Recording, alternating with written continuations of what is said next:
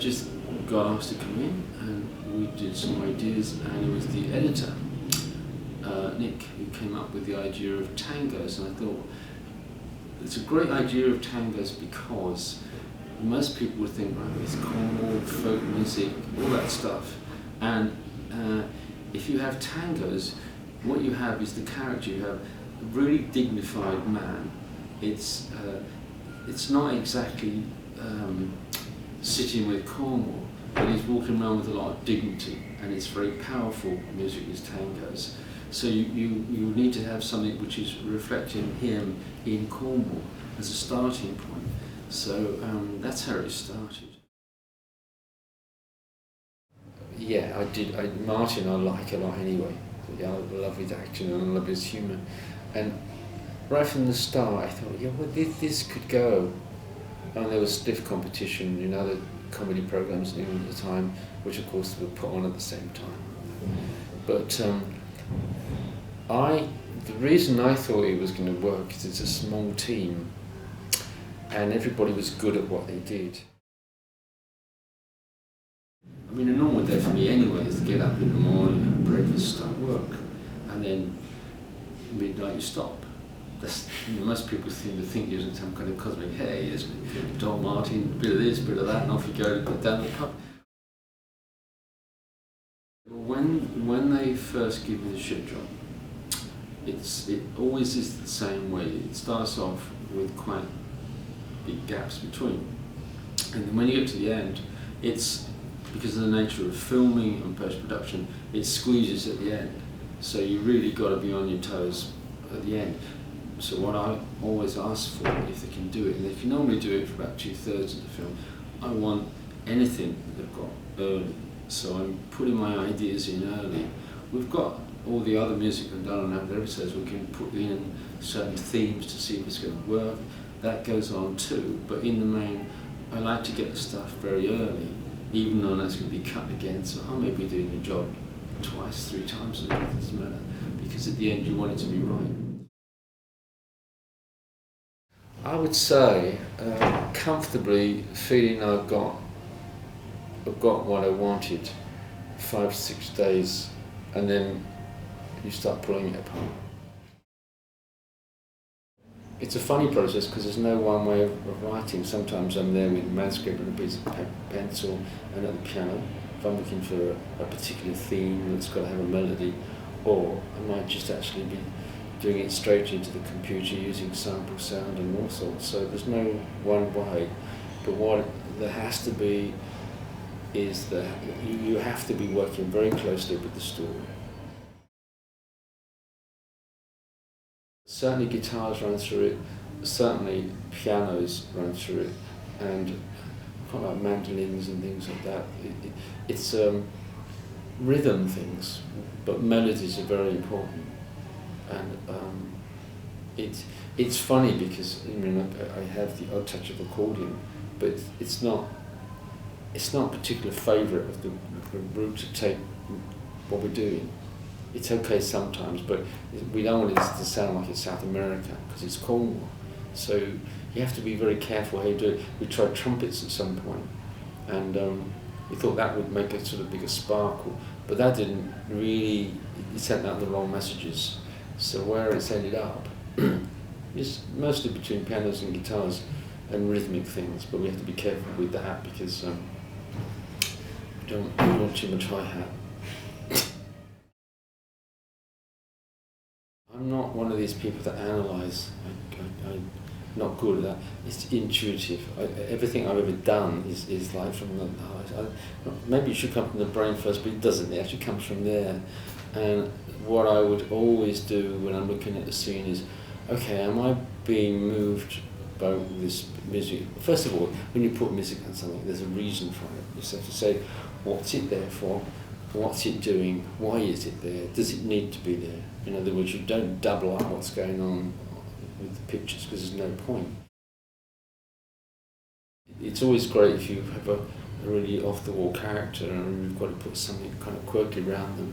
You still have to make it feel you're in Doc Martin territory. You can't go too far off it because they've had some quite strange people appearing in stories like something to do with rabbits and losing their marbles and whatnot. And you also have to be respectful. You can't, just because they're funny characters, music cannot do humour. You cannot do comedy music. So you're working with comedy, but you're doing it with dignity, and then you get laughs. So the actors do the laughs, the story does the laugh, the music does not do the laugh, otherwise you get carry on, you know, wah, wah, wah.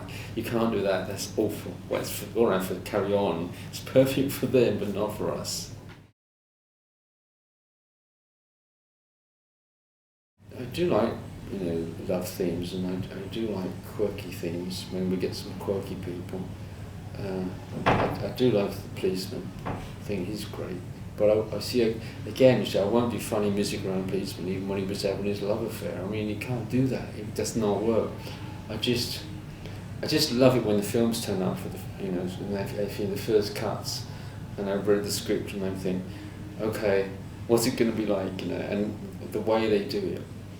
I mean, it's Martin is always a big surprise, and I think he occasionally puts things in that very sort of, if you watch him carefully, you will see some quite funny things.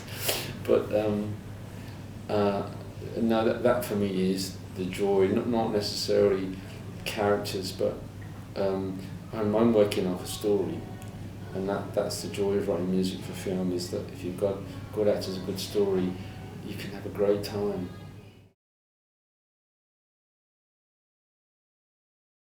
Maybe you should ask Martin what it's like putting that with my bits and pieces. Martin is a really lovely guy.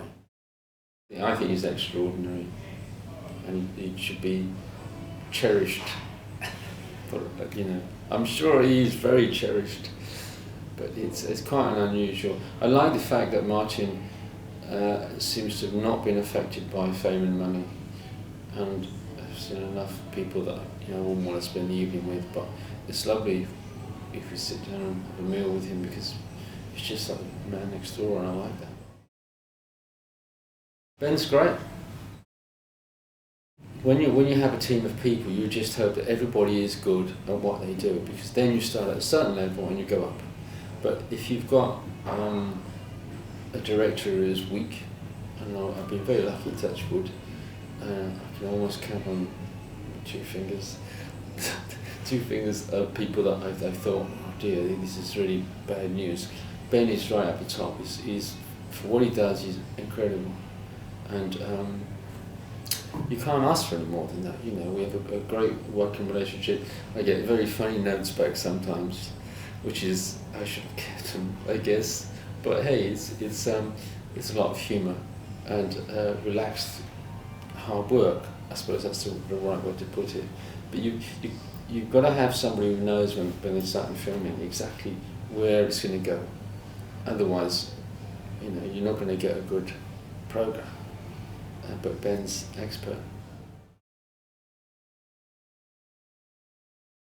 Well, no, there isn't actually, believe it or not, because it's a difficult area, CDs, because a lot of people now think that they're free.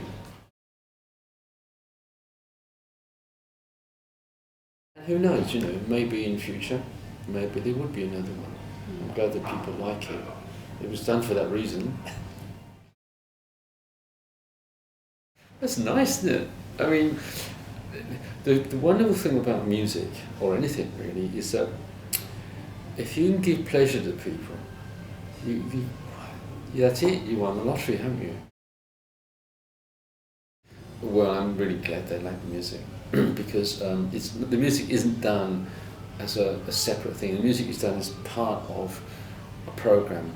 So I'm not that precious, and I think it should be, I'm a great composer, or, you know, you get a bit of that nonsense around sometimes, and it's music for a TV program, and it has to be of the highest quality you can make it, and it has to be special. That's great, but you've got to put it in perspective. I'm not Stravinsky, I wish. So if I can give pleasure to people, and they go on enjoying it away from the films, which is fantastic, then it makes me very happy. Of course it does. So Thank you.